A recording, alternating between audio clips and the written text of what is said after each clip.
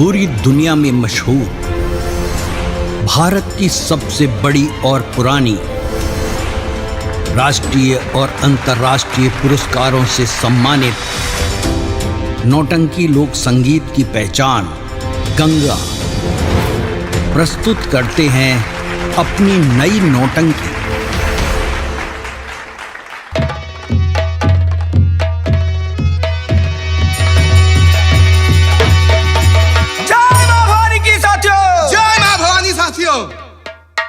साथी। हाँ मेरा साथी। ये बताओ, क्या आज तुमने अखबार में कोई समाचार पढ़ा है?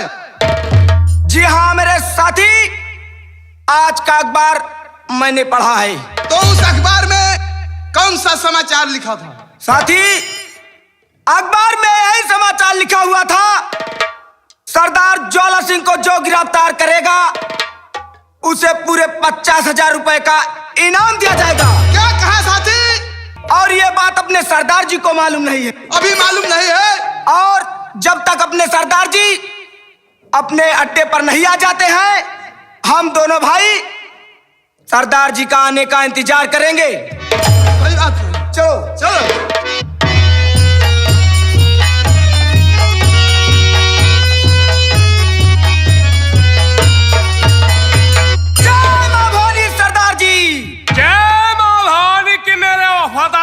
जय मां भवानी की। साथियों, जी सरदार, आज तुम लोग बहुत खुश दिखाई पड़ रहे हो। सरदार जी, क्या आज की कोई नई सूचना, नई खबर है क्या? सरदार जी मैं क्या आपसे बताऊं, ना जाने कौन पागल है, कौन सा इंस्पेक्टर आपको पकड़ने के लिए सरकार ने पूरे 50,000 रुपए का इनाम दिया है। क्या? जी हाँ सरदार। अरे मुझे गिरफ्तार करने के लिए गवर्नमेंट ने पूरे 50,000 रुपए का इनाम रखा है। जी हाँ सरदार जी।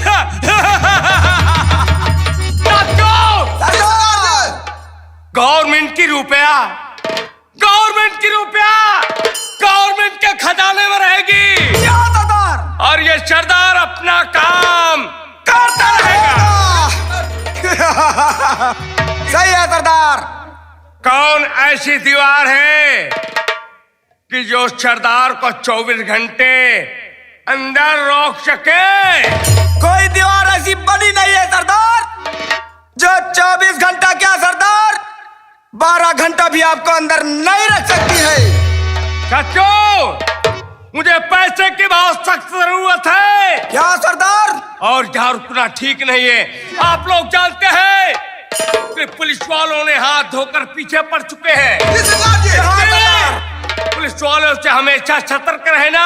हम आगे बढ़ते हैं, उसके बाद विचार ये भी मत करेंगे कि आज की रात डकैती कहाँ पर डाल दिया जाए। ठीक है सरदार जी। मुझे ज्यादा धन मिल जाए। जी हाँ। चलो आगे बढ़ते हैं। जी सरदार। बोलो मां भवानी की।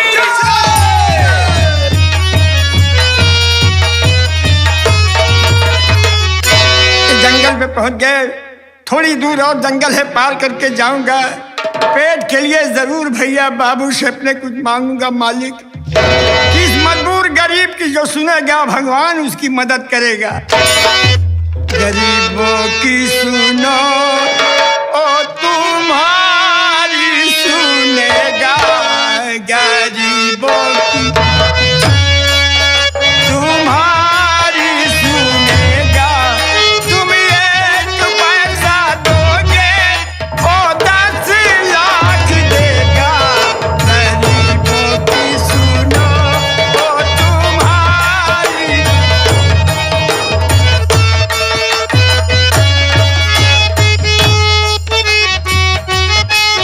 तुम एक पैसा दोगे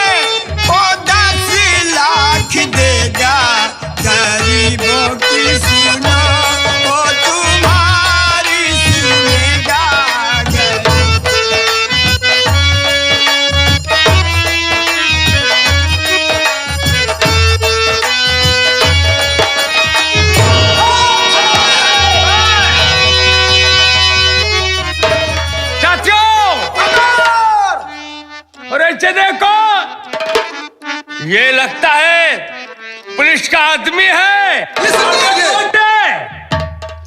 नहीं बाबूजी, मैं पुलिस का आदमी नहीं हूं। मैं मुसीबत का सताया अपना जान ले करके ये भटक रहा हूं, कोई सहारा नहीं बाबूजी। मैं पुलिस का आदमी नहीं। झूठ बोलने की कोशिश मत कर और तू सच सच बता दे कौन है और यहाँ किस लिए आया है। पेट के वास्ते एक टूका रोटी को तरस रहा हूं बाबू। सरदार, क्यों रे? तुम्हें ये पता थी कि हम चंबल में जाएंगे और मुझे पेट के वास्ते रोटी मिलेगी? हमें नहीं मालूम था साहब। मैं सोचा ये जंगल है, पार करके इस बस्ती में जा रहा था बाबू। कौन है रामजादे? हम लोगों को धोखा देने आया है। सरदार जी इसके पुलिस वाला है आया।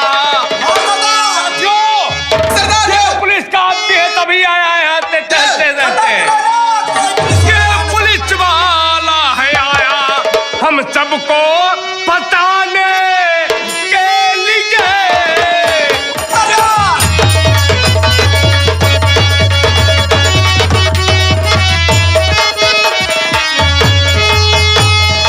ये पुलिस वाला है आया हम सबको बताने के लिए।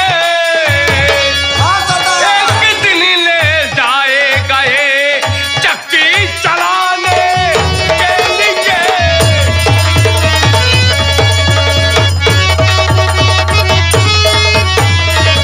चाचो, पुलिस का आदमी है और मुखबिरी कर कर हम लोगों को जेल में डाल देगा। वहां चल के चक्की चलाना पड़ेगा। आज हरामजादे को यहीं पर चक्की चलवाएंगे। बोले बाबूजी, मैं झूठ नहीं बोल रहा हूँ। मैं कोई पुलिस का मुखबिर और जासूस नहीं हूँ।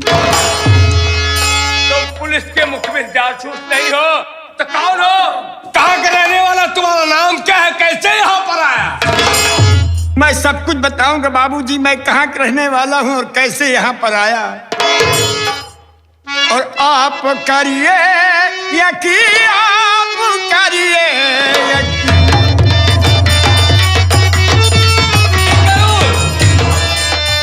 आप करिए यकीन, आप करिए यकीन। और मैं पुलिस का कोई आदमी हूँ नहीं।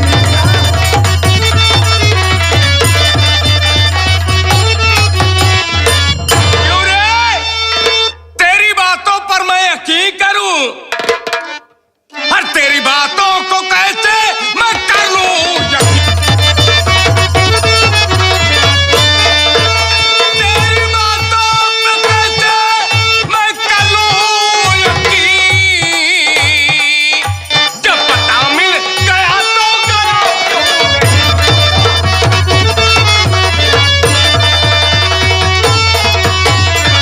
देख जब तूने लिया तो क्यों यहाँ ठहरा रहा? जान ये गर्ज है ये प्यारी चाप दे मुझसे बता, वरना जाता आदम को तू कर ले।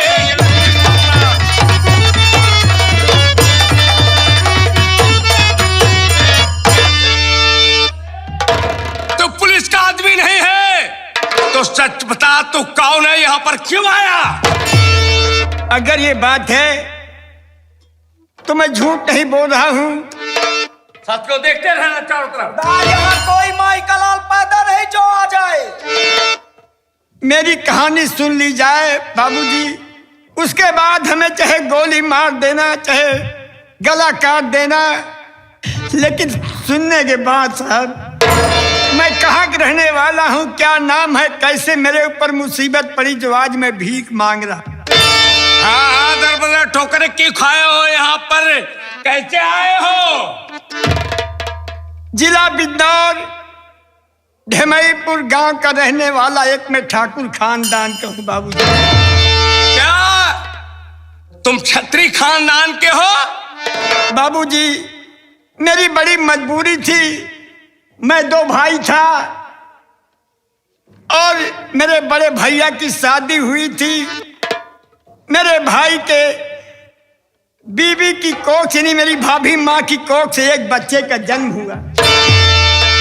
तो जब वो मेरा भतीजा पैदा हुआ, उसके पैदा होने के कुछ ही दिन बाद मेरी भाभी माँ का स्वर्गवास हो गया बाबू। और उस बच्चे का नाम कुलपत सिंह रखा गया था। जब भाभी मर गई, बिना माँ का बच्चा हो गया, तो मेरे बड़े भैया भी उसी अफसोस में पड़े, बीमार हुए और वो भी उस बच्चे को छोड़कर भगवान को प्यारे हो गए। अब मुसीबत पे मुसीबत मेरे ऊपर आ रही। भाभी भैया दोनों का स्वर्गवास हो गया, तो उस भतीजे के लिए मैंने अपनी शादी नहीं किया कि मैं शादी करूंगा, मेरे कोई बच्चा होगा तो जितना लाड प्यार बच्चे से करूंगा उतना उस भतीजे को नहीं मैं कर पाऊंगा। मेरे भतीजे का जीवन बर्बाद जाएगा।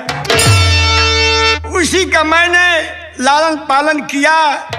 जब सयाना हुआ तो मैंने उसकी शादी किया और गौना लाया, बहू घर में आई। हमारे यहाँ के एक जमींदार भूपत प्रताप सिंह, उनका ये ऐलान था पूरे इलाके में कि जो नई नवेली दुल्हन ढिमईपुर गांव में आएगी वो अपने घर नहीं जाएगी, वो पहली रात मेरी हवेली पर बिताएगी। वाह जमींदार! उनका कहना यह था कि जो नई नवेली दुल्हन आएगी पहले अपने ससुराल नहीं जाएगी, वो पहले मेरी हवेली पे आएगी। तो हरामजादा! मैं अपने भतीजे की शादी किया, गौना लाया, बहू आई। कुछ काम से मेरा भतीजा गांव में गया था, निमंत्रण था, और उसी दिन मैं भी सोचा कि मैं खेती बाड़ी देख लूं। बारात लौट कर आई थी, घर में बहू थी। मैं चला गया अपनी खेती में। मेरी बहू अकेली, ना मालूम कैसे जमींदार को मालूम हुआ, वो हमारे यहाँ पहुंचे। न मैं था न बेटा था, मेरी बहू को जबरदस्ती उठा ले गए। क्या तुम्हारी बहू को जबरदस्ती वो उठा ले गया? जब मैं लौट कर आया और सुना गांव वाले बताए कि तुम्हारी बहू को जमींदार उठा ले गए हैं, मैं जमींदार के यहाँ जा रहा था। मैंने सोचा भगवान अब तो जीवन बर्बाद हो गया।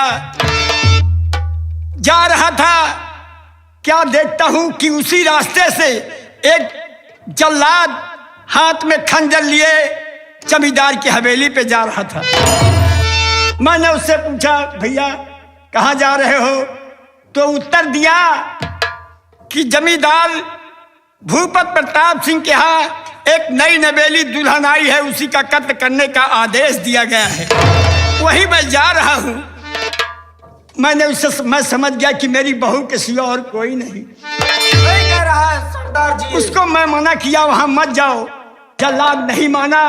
मैंने बहुत समझाया, जब नहीं माना तो क्रोध में पागल हो करके मैंने उसे बहुत समझाने के बाद आपस में भिड़ गए, मारपीट होने लगी। अंत में मैंने जल्लाद को मार करके और जल्लाद का बस पहनकर मैं खुद जल्लाद बन करके बहू को जाकर अपने छुड़ा लाया। बहुत अच्छा किया।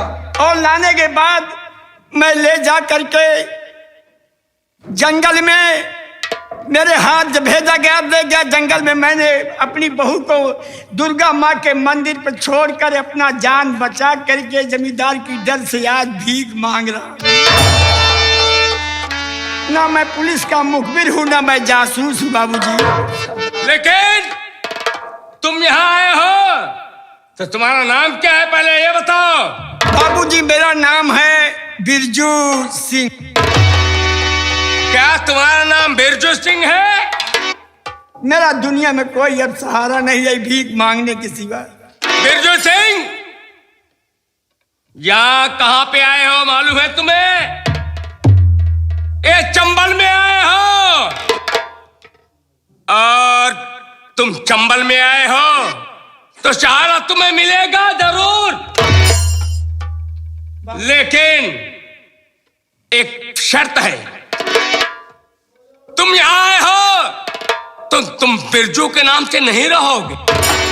सहारा तुम्हें मिलेगा, सहारा दिया जाएगा, लेकिन यह है कि वफादारी के साथ रहना।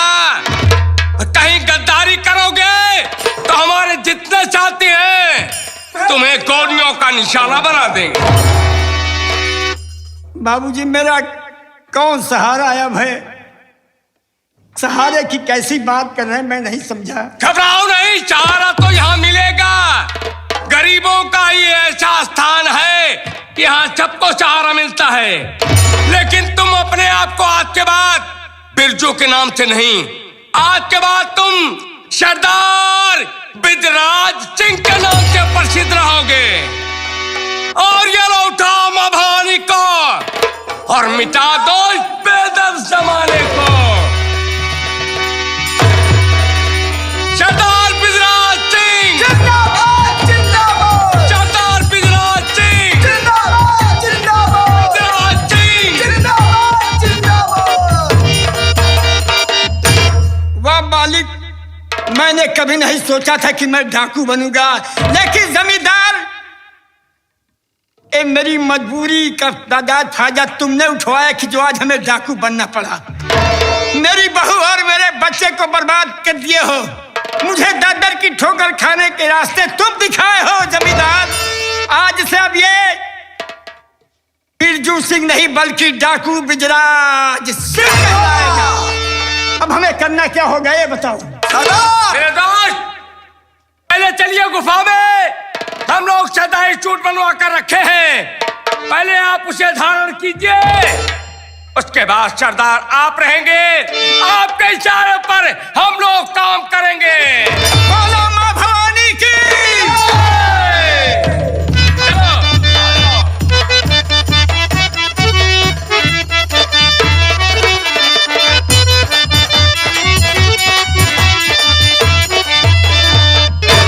जय शंकर में देखा तुमने? हाँ बाबू, रोशनी साली मेरी बात नहीं मानी, मैंने उसे मौत के घर उतार दिया बहुत अच्छे बाबू साहब। और साली अब अपनी जान गंवा दी, लेकिन मेरी बात नहीं माना। आज तक इस धिमाईपुरवा में मेरे खिलाफ किसी ने आवाज उठाने की हिम्मत नहीं। अगर किसी ने आवाज उठा दिया तो मैं साले का नामो निशान मिटा दिया। ये मेरा वसूल है। हाँ बाबू। ना तो कोई आवाज उठी है हाँ बाबू। और ना उठेगी। न उठेगी। ठीक है? जी हाँ बाबू साहब। मैं थोड़ा आराम करने चला हूँ।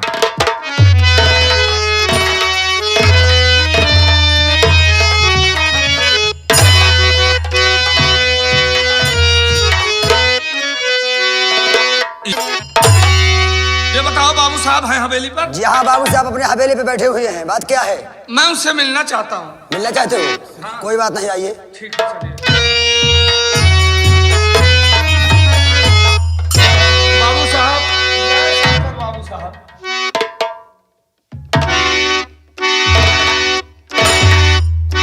कौन?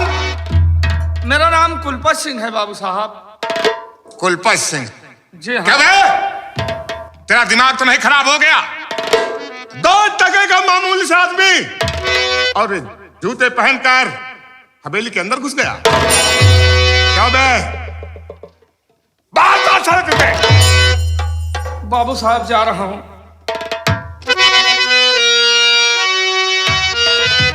साला हवेली के फर्श गंदी कर दिया। जूते पहनकर ये साला अंदर घुस गया। क्या बे नौकर? हाँ बाबू। तूने देखा नहीं क्या रे? नहीं बाबू, देखे हो तुरंत लौटा दे हम। साले तुम किस काम के हो? नहीं तोहरे लगे तो हम खड़ा रहे भाई। बदतमीज। और इसकी साले की मजाल देख। हाँ बाबू साहब। बूट पहनकर हवेली के अंदर क्यों घुसा? हाँ बाबू। इसकी इसे सजा मिली। सजा मिलेगी। अगर मैंने सजा नहीं दिया तो मैंने कुछ नहीं किया।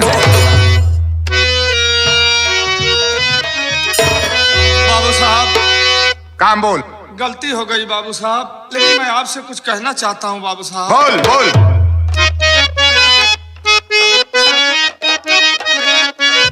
और जमींदार साहब रहम कुछ तो खाओ।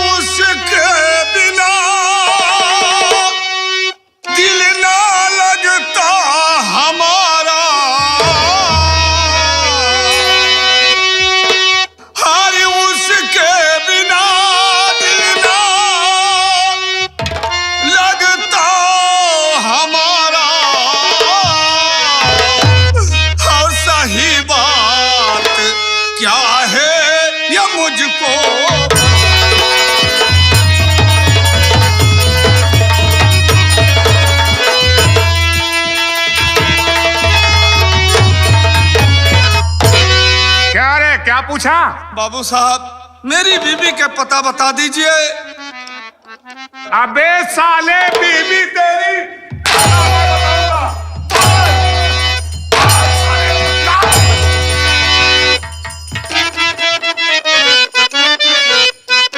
और मेरे सामने तू जिबा क्यों चलाता?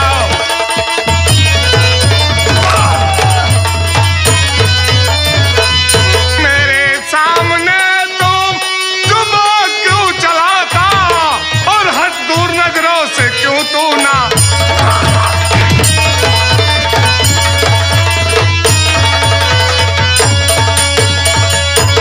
मुझे क्या पता तेरी बीवी कहाँ है, मुझे क्या पता तेरी बीवी कहाँ है, और मुझे अपना किस्सा नया से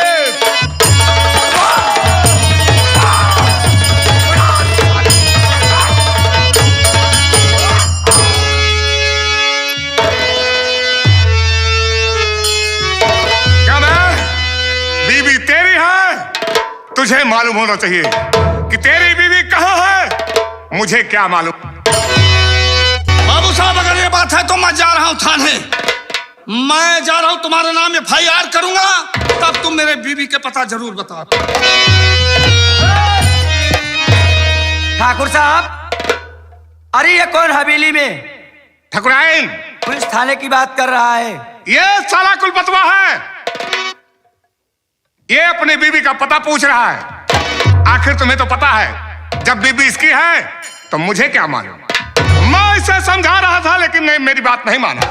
ये कहता है मेरी बीवी कहाँ है, मेरी बीवी कहाँ है। मैं क्रोध में आकर इसे 2-4 हंटर मार दिया साले को, तो ये कह रहा है मैं जा रहा हूं थाने, तुम्हारे नाम FIR करूंगा। इब्राहिम, इसे समझाना तुम्हारा काम है और अच्छी तरह से समझा देना। मैं चल रहा हूं, इस वक्त आराम करूं। स्वामी आप जाइए, यह दिमाग नहीं पूरा कंप्यूटर है, कंप्यूटर। ठीक है ठकुराइन, समझा देना साले को। अरे बेटवा कुलपत, क्या करे थाने जात रहे आप? ठकुराइन साहिबा, मैं बाबू साहब से कब से पूछ रहा हूँ कि मेरी बीवी को क्यों उठा कर ले आए, और मैं बार बार पूछ रहा हूँ। बाबू साहब मुझे बार बार कोड़ों से और जूतों से मार रहे हैं। बेटवा देखा, बाबू साहब को नुकरे गुस्सा है, जानते हैं ना? वो गरीब के बहुत सतावा थी। उनका मतलब गरीब दिखाए कि ना चाहे, उनके आंखें के सामने ना दिखाए चाहिए। अगर गरीब पे देख लेती तो उनके जाने खून खौल उठत है। उनसे का करे पूछे लागे बेटवा तू?